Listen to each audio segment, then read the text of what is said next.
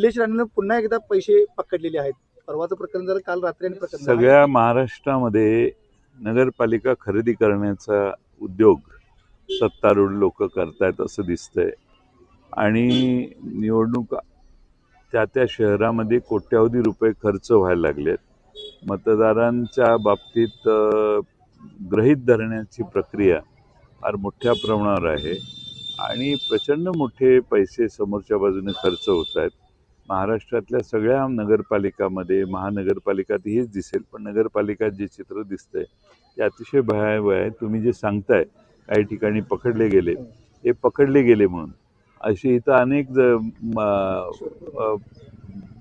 फुटाफुटाला मी दाखवू शकेन की किती रिक्षात बसून पैसे वाटप, ऑफिसमध्ये बसून पैसे वाटप, बूथवर पैसे वाटप, नंगानाच चालू आहे. पण ठीक आहे, आता काय पोलिसांना आणि निवडणूक आयोगाला त्याची दखल घ्यावीशी वाटत नाही. हे भारतातल्या लोकशाहीचं दुर्दैव आहे. 1 कोटी रुपये द्या आणि 11,000 मते घ्या, असे ऑडिओ क्लिप्स व्हायरल झालेले आहेत. भाजपा ईव्हीएम वाल्यांना मॅनेज करते, अशा ऑडिओ क्लिप व्हायरल झालेल्या आहेत आणि कोर्ट सुद्धा अशा बाहेर पडलेल्या आहेत.